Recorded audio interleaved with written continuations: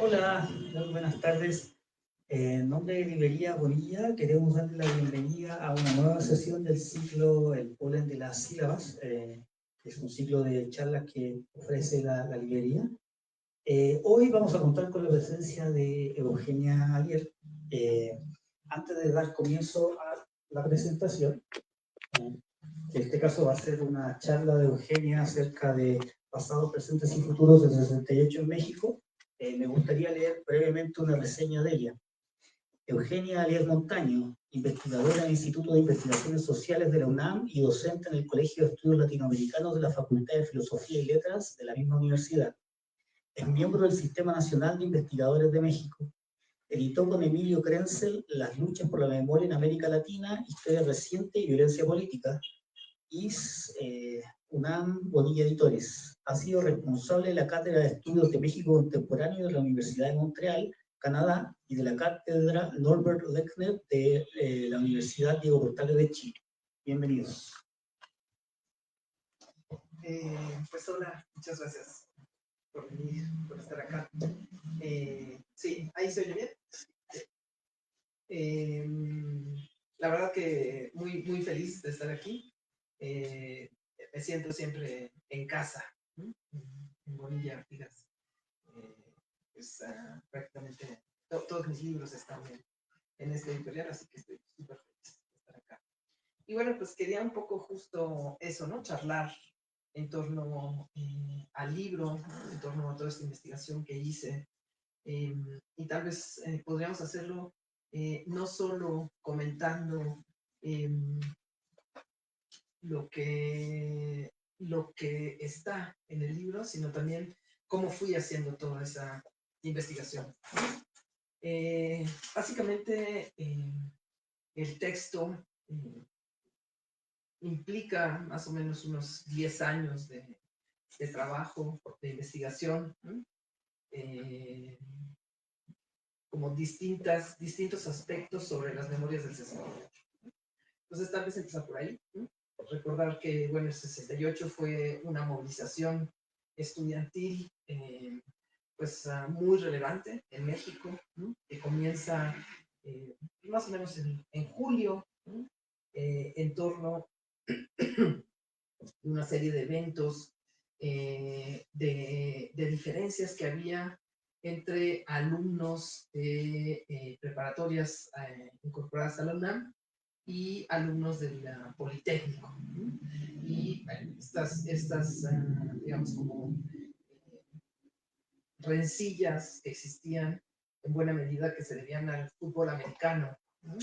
Y es eso lo que detona el movimiento estudiantil, pero por supuesto de fondo pues hay otros elementos que se vinculan más con el hecho de que Díaz Ordaz estaba muy preocupado ese año en México pensando que iban a ser los Juegos Olímpicos. Esos Juegos Olímpicos que se supone que nos hacían ingresar al primer mundo. México, pues, por primera vez realizaba unos Juegos Olímpicos, un país digamos, del tercer mundo, ¿no? Y entonces eso nos colocaba en la categoría de que salíamos del tercer mundo para entrar al primero.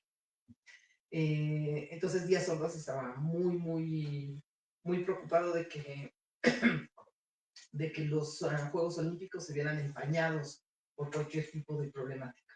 Y luego porque además había una realidad que era que digamos, la legislación del Comité Internacional, ¿no? De los Juegos Olímpicos en efecto decía que de haber manifestaciones, desórdenes políticos o sociales, pues se podían interrumpir o se debían interrumpir los Juegos Olímpicos. Entonces, Díaz Ordaz pues, también, ¿no? Sabía que si eso pasaba, pues perdía esta oportunidad de que México, ¿no? Quedara a la vista de todo el mundo.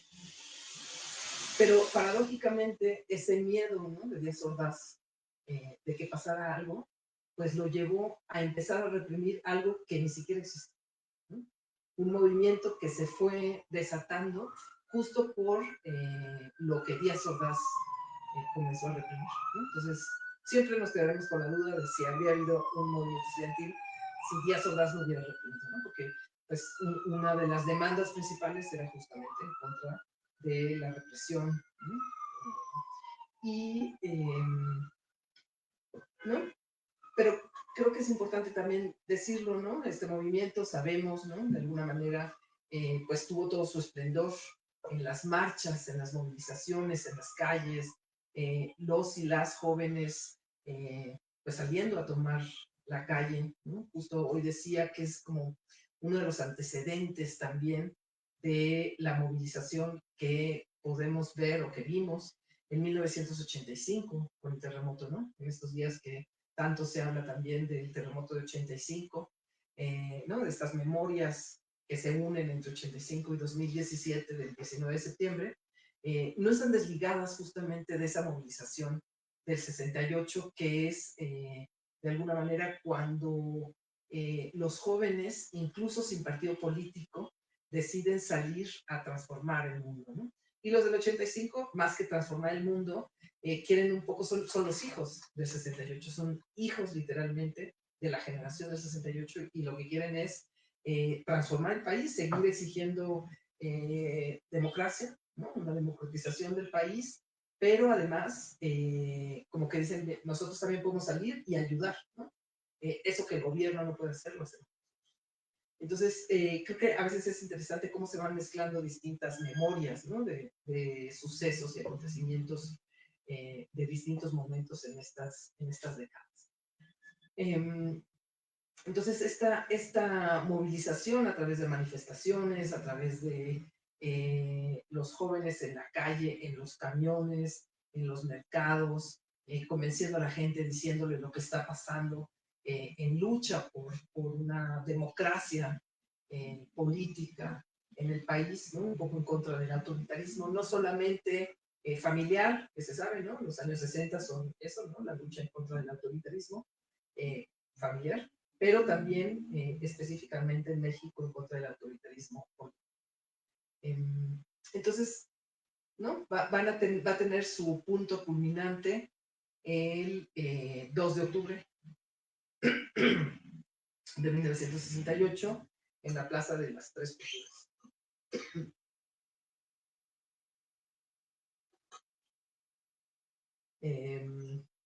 Un momento que en realidad los estudiantes pensaban de triunfo, ¿no? Iban con la esperanza de que iba a haber ya una negociación con las autoridades, con el gobierno. Había habido ya algunos encuentros secretos, ¿no? Entre estudiantes y gente del gobierno, entonces iban convencidos de que por fin pues iba a haber el diálogo público y se iban a poder resolver todas las demandas. No fue así, por supuesto, ¿no? Sabemos que en realidad faltaban 10 días para que iniciaran los Juegos Olímpicos y justamente con todo esto que les comentaba detrás, pues el gobierno de Díaz Ordaz y él mismo, ¿no? Habían decidido poner un punto final al movimiento estudiantil, ¿no? Y fue un punto final trágico, ¿no? Pero no solo trágico, violento, extremadamente violento, que de alguna manera buscaba que aterrorizar a la población, ¿no? Que la gente decidiera que no valía la pena seguir arriesgando la vida para continuar en el movimiento. Y creo que eso es muy importante insistir porque muchas veces en la memoria justamente se ha hablado de como de sacrificio por parte de los estudiantes, ¿no? Y lo cierto es que no hubo sacrificio. Los jóvenes, ¿no? La gente que fue a Tlatelolco no se estaba sacrificando, no quería sacrificarse por la patria, ¿no? O por la transformación del país. Quería que se transformara el país, pero no a costa de sus vidas, ¿no? Es decir, no hay lo que ya desde unos años antes y sobre todo en los años 70 iba a venir con las organizaciones político-militares, ¿no? Con las guerrillas, que de alguna manera ahí sí la gente, ¿no? Cuando decide entrar a una guerrilla, decide que está dispuesto a jugarse la vida con tal de hacer cambios en el país. no es esa la idea que está permeando en los estudiantes del 68. ¿No? Ellos van a Tlatelolco a una manifestación más, sin esperar que pues muchos de ellos van a morir.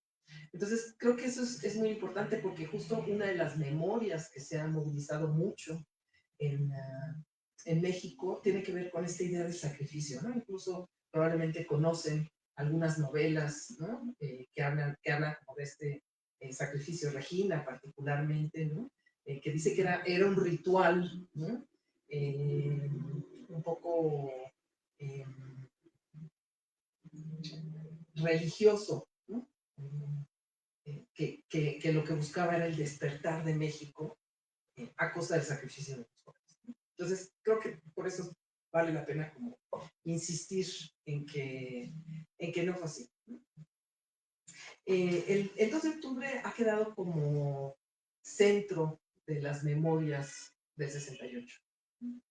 Un centro que vuelve al 68 trágico y que a veces olvida que justo esto que estábamos comentando antes, la movilización previa, pues fue muy importante.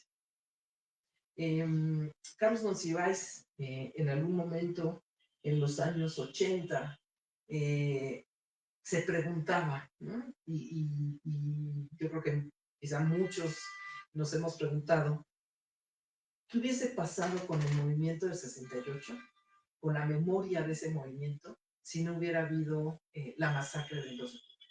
¿No? Porque de alguna manera la masacre sí lo ha colocado como uno de los acontecimientos más relevantes, más conocidos del país en los últimos 60 años, y me atrevería a decir que de la segunda mitad del siglo XX para acá, pues es uno de los más importantes. Hay un montón, justo una de las fuentes con las que trabajé fueron encuestas, ¿no? Encuestas que ya existían, ¿no? Okay. No, ponerse a hacer uno mismo encuestas es muy, muy complicado, ¿no? Para que sean realmente encuestas representativas de todo el país, necesitas una gran producción. Me encantaría hacerlo alguna vez en mi vida, pero por lo pronto no he tenido los medios para hacerlo. Entonces, tomé, eso sí, las encuestas que ya existían en el país, que son muchísimas. Respecto al 68, yo creo que debe haber por lo menos unas 20 o 30 encuestas ya existentes, ¿no? Yo las he localizado desde los años 90 para acá. Y alguna de ellas, muy impresionante, que justamente hablaba como de conocimientos históricos que tenía la gente, ¿no? Conocimientos históricos de México. Y entonces a la gente se le preguntaba, ¿no? Bueno, dime qué pasó el 15 de septiembre, el 16 de septiembre en México, ¿no? De independencia. Y eso lo sabían más o menos 38% de los encuestados. ¿Qué pasó el 20 de noviembre? No, pues la revolución, y eso lo sabía el 36%. Más o menos, o sea, me falla un poco la memoria, pero por ahí estaba. Y el tercer lugar lo tenía el 2 de octubre.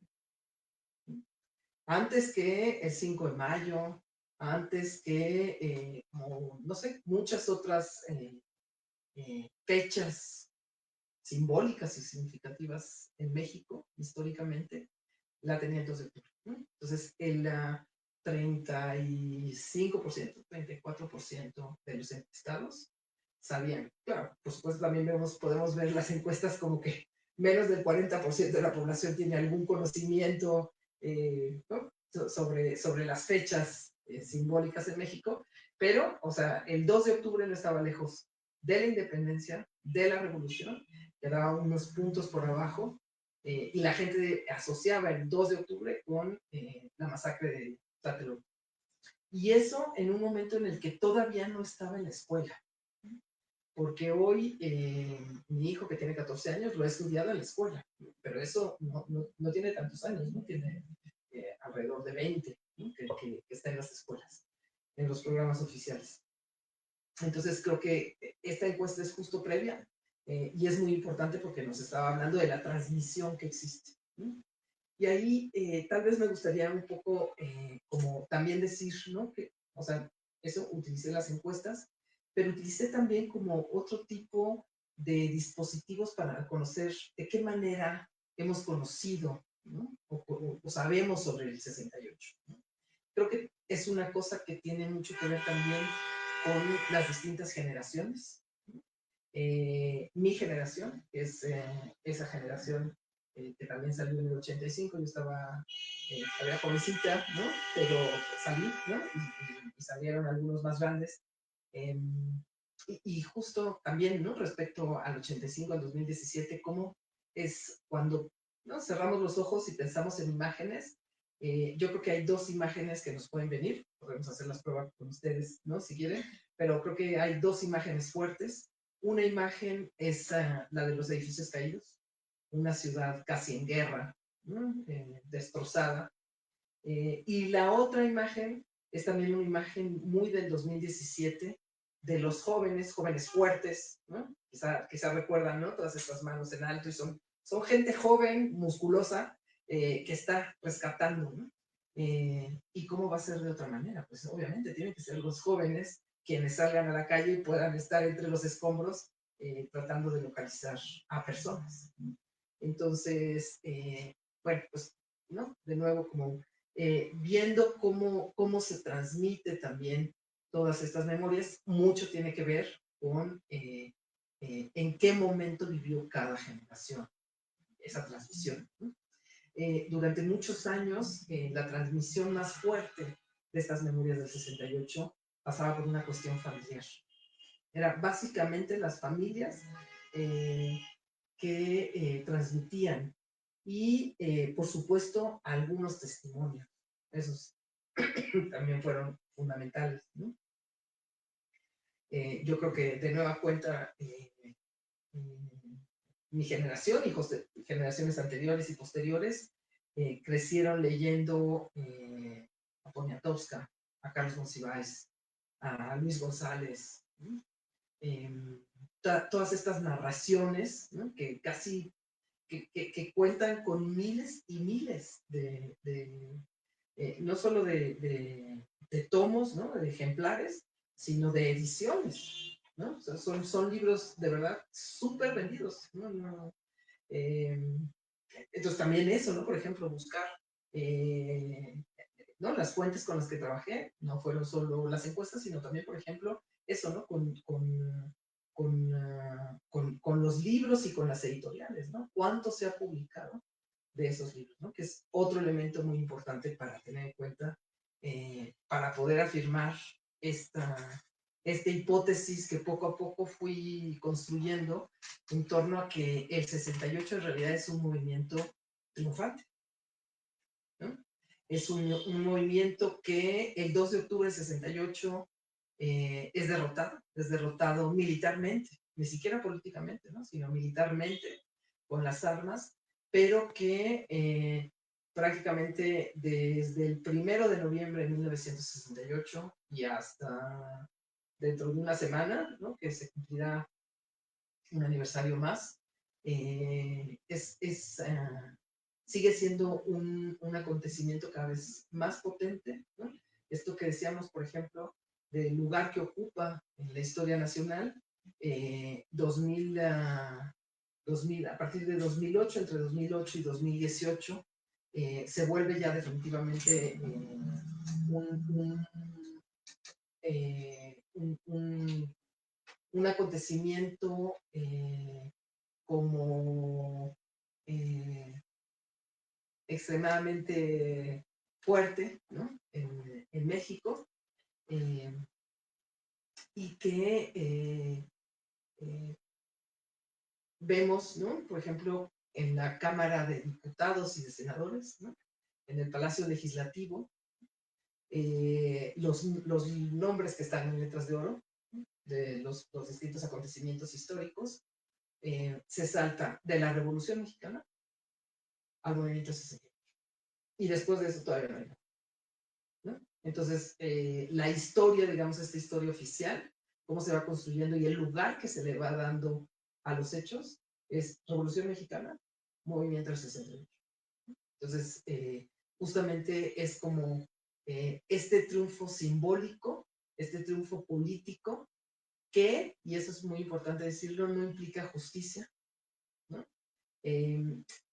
Sí implica de alguna manera conocimiento, ¿no? Porque yo creo que hay muchísimas investigaciones de todo tipo, periodísticas, ¿no? Las investigaciones periodísticas, y también trabajé en buena medida con una gran cantidad de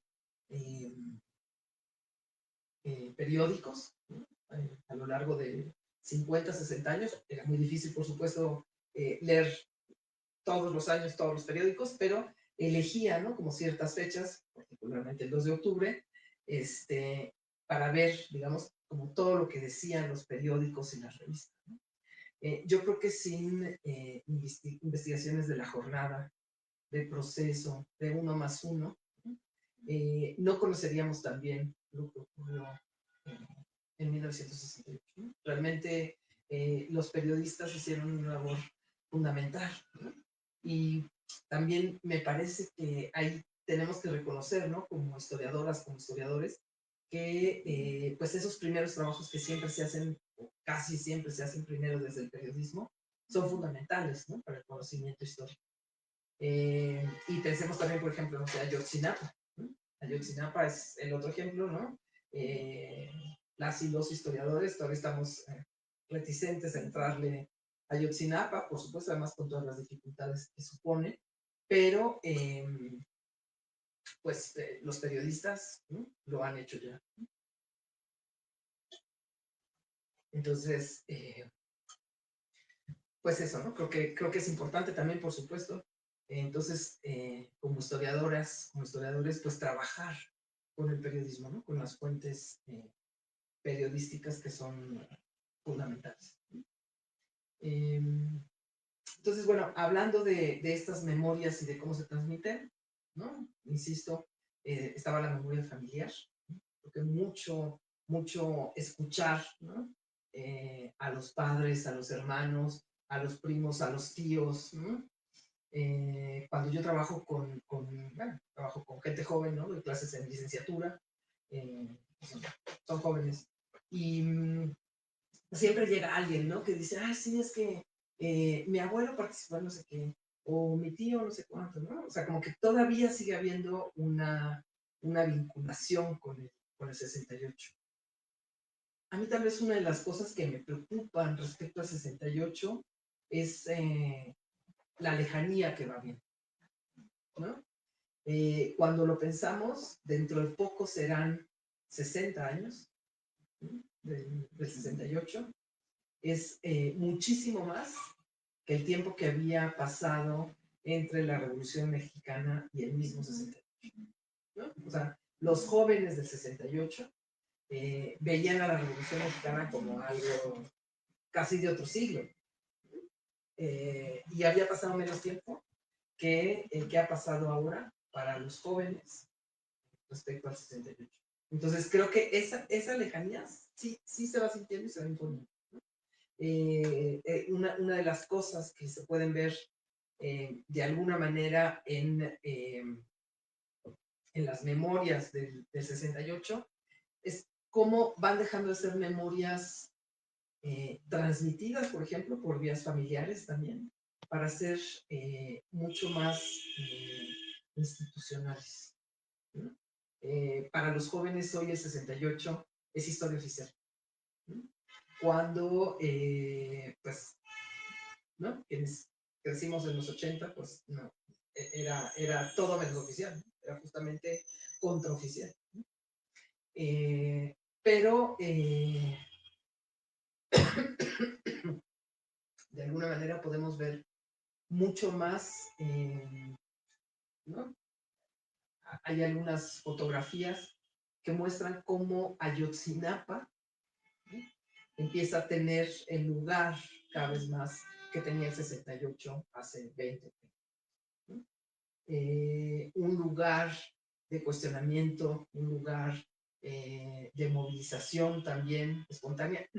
Ahora, lo que no deja de ser interesante es que las marchas del 2 de octubre pues, ¿no? Uno sigue viendo jóvenes ahí, ¿no? Lo que más hay son jóvenes, ¿no? Habría que hacer encuestas sobre quién fue y quién no fue a una marcha, ¿no? Del 2 de octubre, ¿no? Al ser estudiantes, ¿no? A mí, en ese momento no se me ocurría que iba, a lo mejor sí se me ocurría que iba a estudiar el 68, ¿no? Mi primera, les cuento la anécdota, mi primer trabajo en el CCH a los 15 años en mi historia, ¿no? Fue sobre el 68, ¿no? Una cosa súper, bueno, yo me divertí muchísimo, me parecía que ya encontraba unas cosas fabulosas, ¿no? Entonces, pero, ¿no? Cuando a los 20 años iba a las marchas del 2 de octubre, pues no lo hacía todavía con esta idea que tendría 20 años después de ir a investigar, ¿no? Esa fue otra de las fuentes que utilicé, ¿no? Entrevistas, digamos, una etnografía participante directamente en las marchas, ¿no? Preguntándole a los jóvenes, ¿y tú por qué vienes? ¿No? Y una cosa muy sorprendente fue cómo cambiaron las respuestas cuando se abrió el Memorial del 68, lo que es el M68. Antes del M68, ¿no? Siempre así de, yo no sé, pregúntale a mi amigo, él es el que sabe, ¿no? Porque mataron a muchos, ¿no? Como que siempre es la relación a los muertos. Y después del M68, el discurso cambió. Y entonces te decían, no, sí, porque hubo un movimiento y se movilizaban por la democracia y entonces en julio y las manifestaciones, no sé qué. Y ahí de dónde sacaste todo eso. Pues del M68. Entonces, esas visitas, ¿no? Que justo ya no era una memoria transmitida como tan por canales poco institucionales, sino justamente por este tipo de canales ya como más instituidos y más institucionales, ¿no? La escuela, los museos. Eso fue también un cambio muy, muy importante, ¿no? De cómo se transmiten las memorias, ¿no? del, del 68.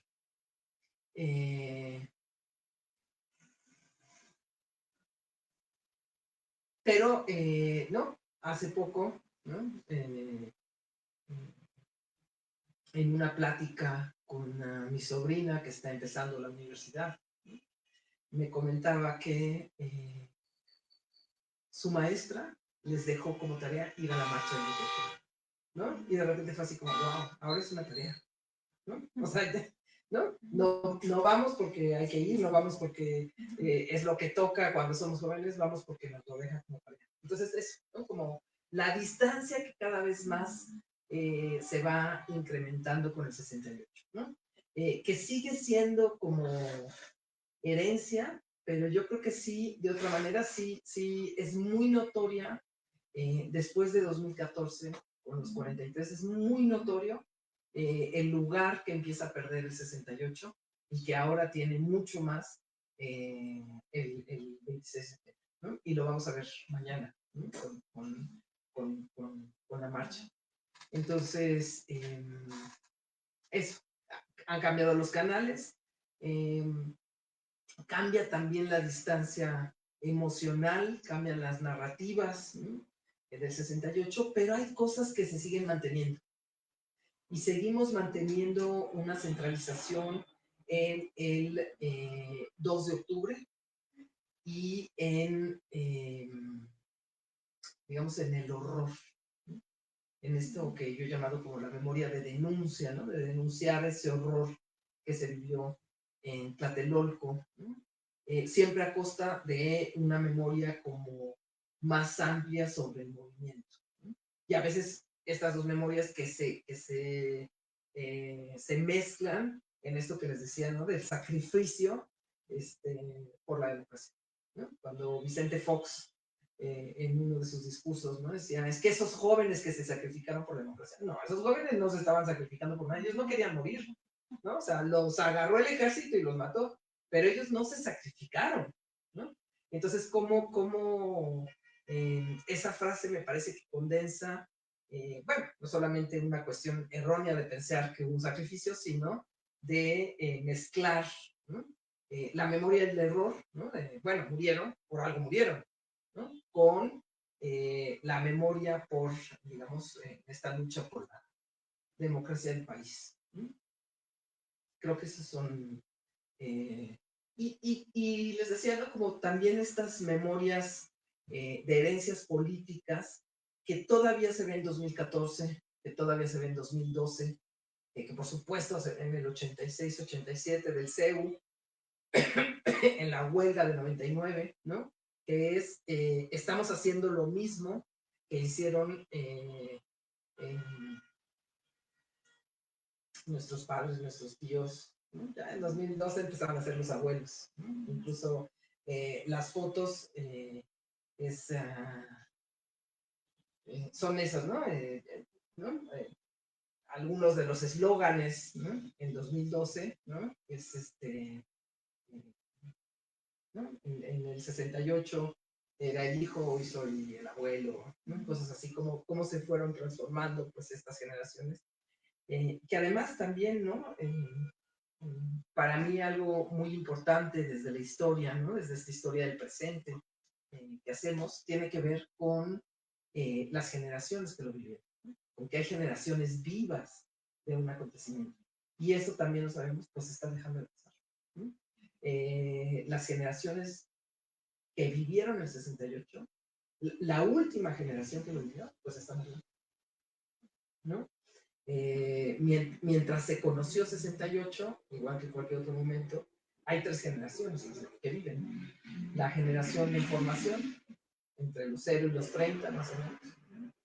La gente que se está formando, entre los 30 y los 60, más o menos, ¿no? Que es como las generaciones dominantes, ¿no? En los distintos mundos culturales, políticos, académicos, ¿no? Y luego la generación de los 60 más, que son las transmisoras, ¿no? Bueno, de esas tres generaciones que vivieron en el 68, solo queda la última, la que estaba en formación. Y aún esa, pues ya está muy bien también, ¿no?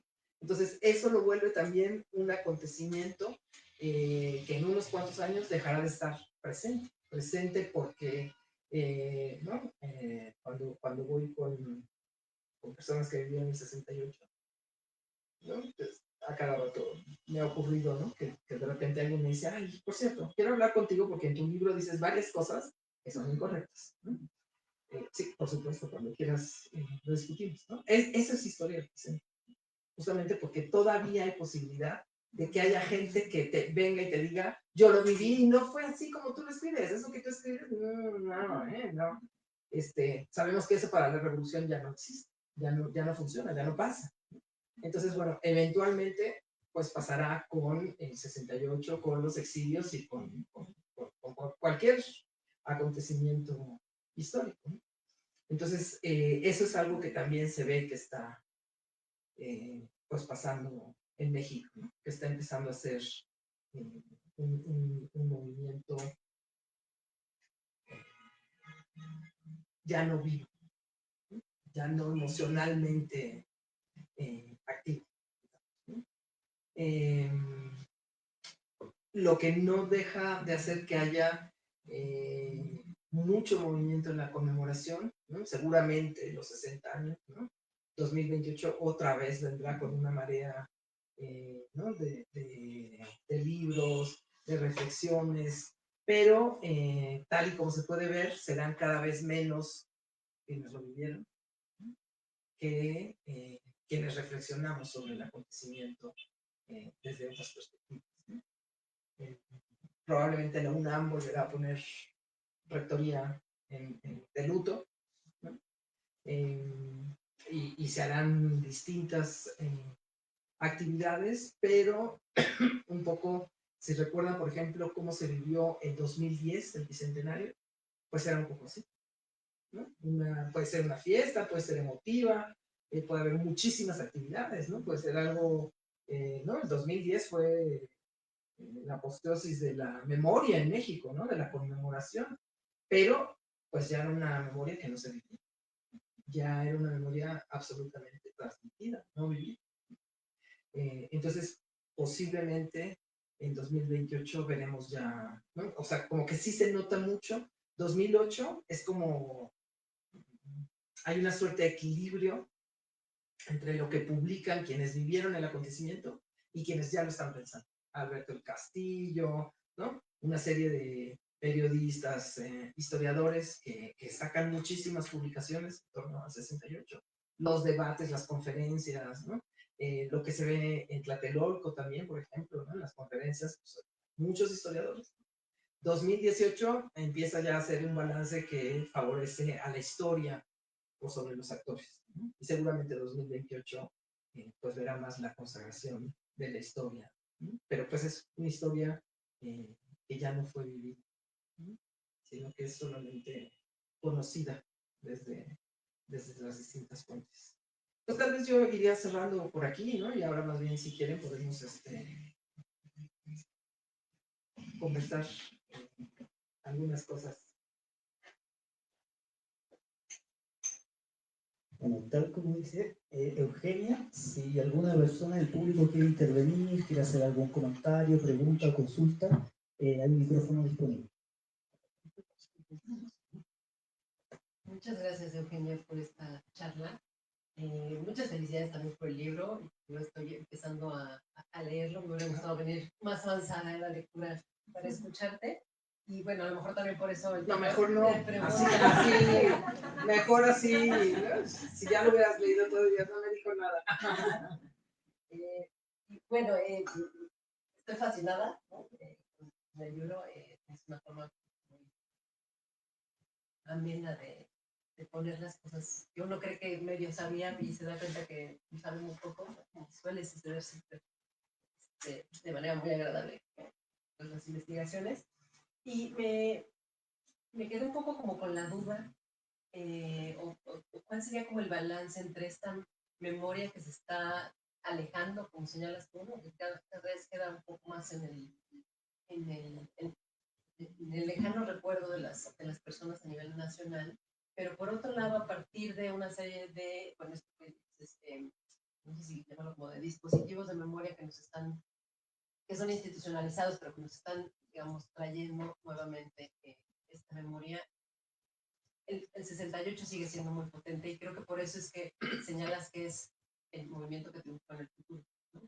Entonces, ¿cómo balancear esto? ¿Cómo puede ser a la vez esas dos cosas, ¿no? ¿Cómo puede haber una explosión de memorias, pero al mismo tiempo que ya no estén tan en la piel de las personas?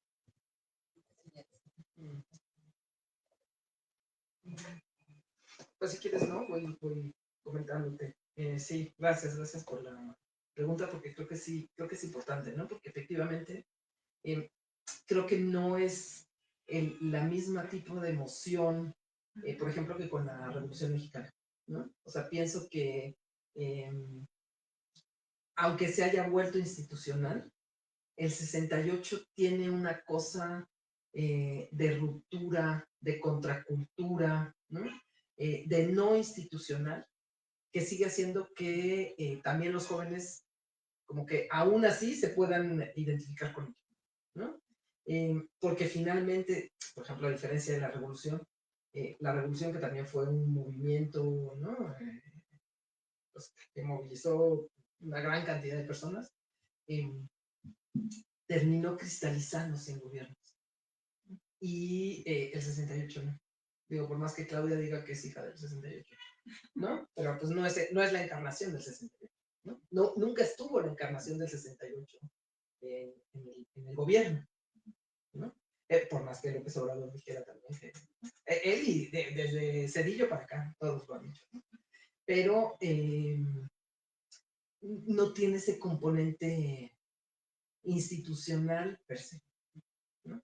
Entonces creo que sí, creo que efectivamente son más ahora estos dispositivos, más que las memorias vividas, pero sí sigue teniendo algo, sigue teniendo una potencia que creo que se liga con el tipo de memorias, con esto de la masacre. Creo que la masacre, ¿no? es muy fuerte, pero además como con también otra parte de sueño, de deseo de cambio, ¿no? Muy propio de los años 60, ¿no? Entonces creo que eso también sigue generando como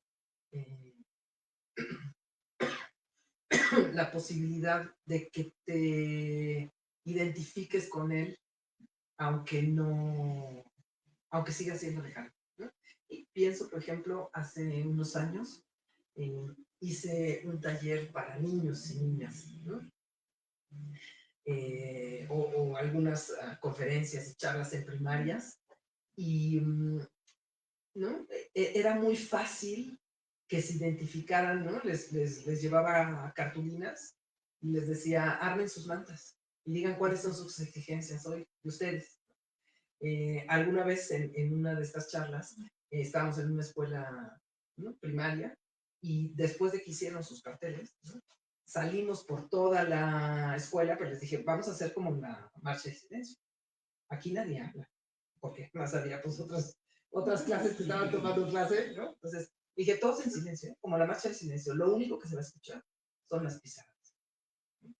Y eso les permite identificarse. O sea, puede ser gente, sí, a lo mejor pues, tus abuelos, ¿no? Todos esos a los que les di eran nietos del 68, ¿no? Pero pues había esta cosa de me puedo identificar con esto, puedo pedir cosas, puedo tratar de cambiar el mundo, exigir, ¿no? Y eso es algo muy potente que no está en otro tipo de experiencias históricas.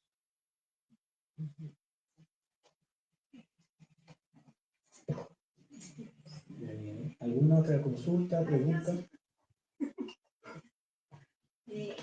Hola. Perdón por... Pregunta. Piensa en esto que dices, los tipos de memoria. Y yo siento, creo, así a nivel nada más que el tipo de actor que está presente, o sea, los estudiantes, es algo como fundamental. Y que hace el puente con lo de Ayotzi, que estás diciendo, ¿no? Así a manera de, igual de anécdota, hoy mi hijo que está en la Facultad de Ciencias Políticas, me decía que estaban en una asamblea decidiendo si hacían el paro para mañana, pero además si lo juntaban con el 2, o sea, así de el puente de Guadalupe, ¿no? Reyes, es Ayotzi. Mi filosofía ya se decretó. Así, 26-2.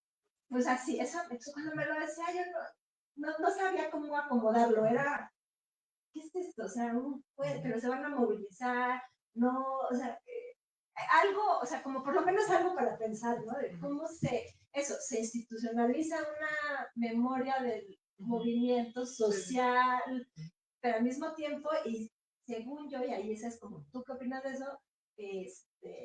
La fuerza que tiene el hecho de que sean estudiantes, ¿no? O sea, en el tema de la desaparición lo hemos visto como nada destapó lo que era Ayotzi, y yo creo que un factor fundamental es que eran estudiantes, o sea, sí la rural, sí la historia que tiene, sí, pero ¿por qué al resto de la sociedad, no? Entonces, si algo dices al respecto. Pues muy intuitiva, pero sí, totalmente, totalmente coincido con lo que dices. O sea, como que mucho me pregunté qué pasaba con el 2 de octubre que generaba, ¿no?, una memoria, o que hacía que la gente se identificara o pensara o hablara más del 2 de octubre que del 10 de junio, ¿no?, que en realidad pues, son algo parecido, ¿no?, pero que de los desaparecidos. O sea, ¿por qué el 68? Porque esa sí es mi hipótesis también. El 68 opaca el resto de la guerra social, opaca el resto de la violencia de Estado en el país, ¿no? Desde 65 hasta 85, ni los desaparecidos, ni los ejecutados, ni otras masacres, porque no es la primera masacre que hay en México, ni fue la última, ¿no? Tenemos en el 67 en Atoyac, ¿no? pero son padres y madres de familia, ¿no? Con Lucio ahí de la escuela. Está la masacre de la Alameda, aquí con los almazanistas, ¿no? O sea, en realidad masacres rurales y urbanas, bueno, pues las que queramos. Pero justamente la diferencia es que son estudiantes. Eso lo cambia todo, ¿no? ¿Por qué? Primero, porque son jóvenes. Pero bueno, también podríamos decir los guerrilleros también eran jóvenes. Pero no tenían una lucha legal. La del 68, igual que Ayotzi, un poco más complicado, pero también era una lucha legal, ¿no? O sea, también estaban, o sea, a diferencia de lo que puede pasar, por ejemplo, con las organizaciones político-militares, digamos, no estaban saliéndose de las vías institucionales. Eran estudiantes en movilización que exigían la democratización del país. Y si no lo decían con esas palabras, exigían, digamos, una serie de transformaciones políticas. Pero además hay una cosa, ¿no? Y es que los estudiantes, las estudiantes, son el futuro del país. De cualquier país. Si tú matas a los estudiantes, estás matando al futuro. Entonces, efectivamente, también creo, ¿no?, que si 68 es tan potente, es porque son jóvenes y estudiantes, ¿no? O sea, no solamente jóvenes, sino estudiantes. Y lo mismo ocurre con el diccionario.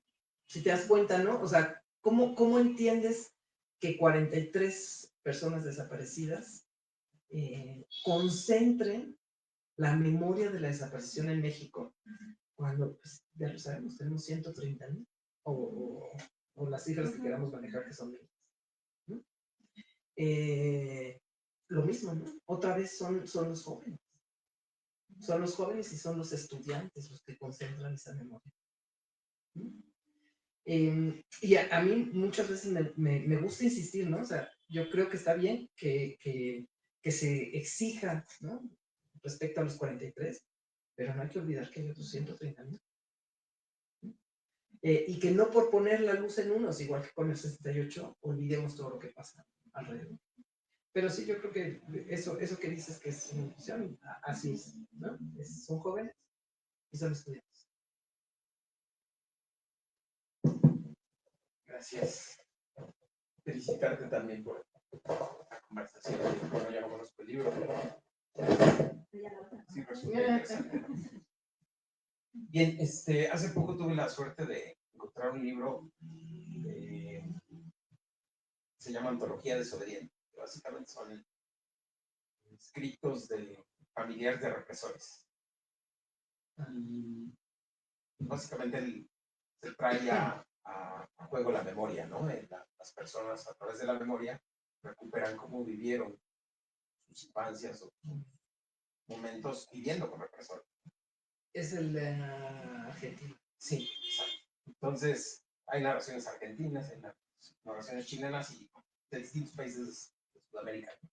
Y se me ocurre un poco preguntarte si en tu proceso de investigación te encontraste con algún tipo de gente que esté dispuesta a hablar a ese respecto.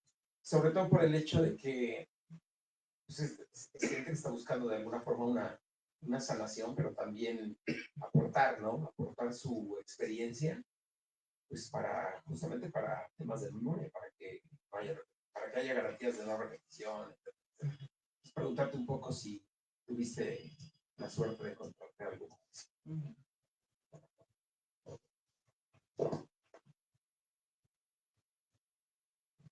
Sí, gracias por las preguntas.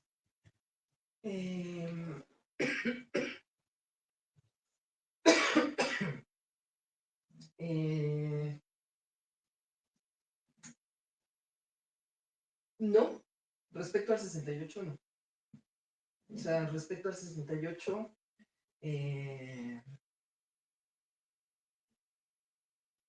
no me tocó mucha gente que quisiera, digamos, como eh, hablar, ni hijos o hijas que quisieran también sanar, ¿no? Me tocó más siendo parte de la comisión, ¿no? De verdad. Ahí sí encontramos más, pero y sobre todo gente que desde principios del siglo, ¿no? 2000 y cacho, quería dar información y no se escuchó.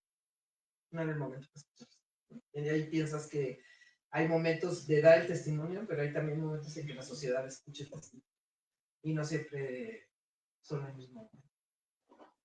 Eso justamente hace una gran diferencia entre seguramente el movimiento acá y el movimiento allá. Que además es diferente, allá era una dictadura y aquí pues, se culpaba la existencia de la dictadura, una guerra sucia. Ajá, sí. Yo creo que hay que ver como caso por caso, o sea, porque por ejemplo pensando también, no sé, en Argentina, ¿no? Cuando Schillingo, ¿no? quiere hablar sobre los vuelos de la muerte, en el 90 y tantos, ya hay posibilidad de escucharlo, ¿no? Entonces, como que eso ya puede decirse y puede reconocerse, ¿no? Y en México seguimos sin tener eso, pero pienso en otras cuestiones y en otros eventos históricos. Pienso en el Holocausto, en Primo Levi escribiendo Si esto es un hombre en 1946. O sea, un año después de que terminó la guerra, ya tenía Si esto es un hombre. Y pues sí pone que lo publicaron, pero nadie lo leía, ¿no? Va a ser hasta los años 60, ya finales de los años 60, después del juicio a Eichmann, después de como muchas otras cuestiones que permiten justo que ya se escuche, ¿no? Entonces, como que sí hay que ver qué es lo que pasa, por qué una sociedad no está dispuesta a escuchar y qué pasa, ¿no?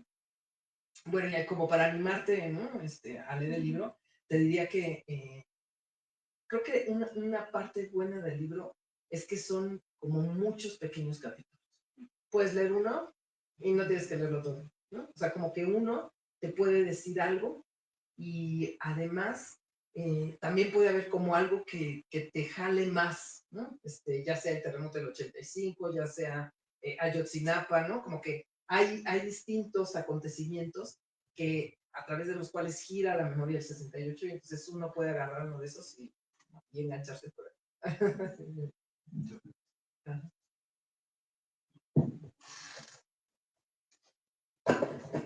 Muchas gracias, buenas noches. Tampoco conozco el libro, pero ya estaré leyéndolo. Yo le quiero preguntar en relación a la música. Nos comentó que pues, revisó mucho el periódico y que fue fundamental para la investigación. Yo tengo una doble formación como socióloga y musicóloga. Hice una maestría en etnomusicología y uno de mis compañeros, Jorge Velasco, ha hecho un libro sobre la música de protesta del 68 y mi pregunta sería, bueno, si en el libro se habla como método de investigación de la música, como recurso mnemotécnico, y si usted lo considera pues justo eso, un recurso de la memoria del presente pasado, no lo sé, para este acontecimiento que como bien nos lo dijo, cada vez se pierde más en el presente vivido, ¿no? Pero que quizá a través de la música pueda servir como un puente que conecte ese pasado con, pues, con los jóvenes que hoy también usan la música de protesta, ¿no?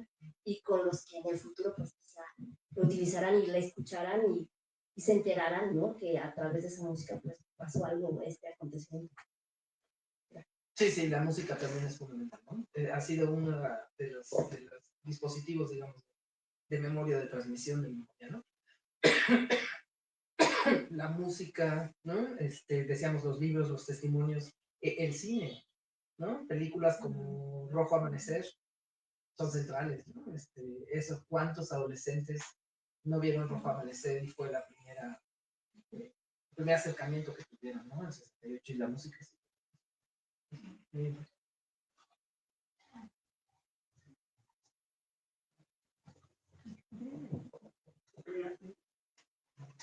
En este hacer la historia oficial, ¿no? Conocer la historia oficial, aunado a que cada día hay menos gente que tenemos algún recuerdo del 68, porque lo vivimos, ¿dónde se va a construir el mito? O sea, ¿tú cómo ves dónde se va a construir el mito y cuál va a ser, cómo se va a desarrollar esa historia? ¿Quieres decir no del 68, sino otro mito o el No, mito del del 68, porque además va a evolucionar con las diferentes generaciones, Sí, sí. ¿no? Yo creo que ese ya se empezó a construir desde ese tiempo, ¿no? Creo que probablemente desde los años 80, ¿no? Se empezó a construir una suerte de memoria mítica, ¿no? En torno al 68, esto, ¿no? Los jóvenes que lucharon por la transformación del país, es un poco, no es que no sea real, ¿no? Y yo he insistido mucho, también hablando del 85, ¿no? Si fue la sociedad civil o no la que nació ahí. Cada vez que hay un mito, cada vez que hay una cierta memoria, es porque algo hubo en ese acontecimiento que permite anclar o el mito o la memoria, ¿no? O sea, como que no hay que pensar ni la memoria ni el mito como lo falso, ¿no? Sino en todo caso como algo transformado, ¿no? Pero que sí se ancló en una realidad, ¿no? Entonces, yo creo que el mito del 68 empezó desde los años.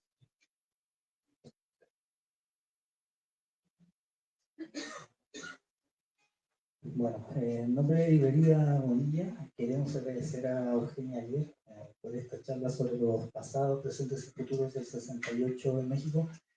También aquí al público presente, bueno, los dejamos invitados para la próxima charla que va a ser, me parece que el 18 de octubre, Stecha Abati, que es autora nuestra, va a dar una charla sobre la enfermedad. Así que muchísimas gracias, buenas tardes. Gracias. Gracias.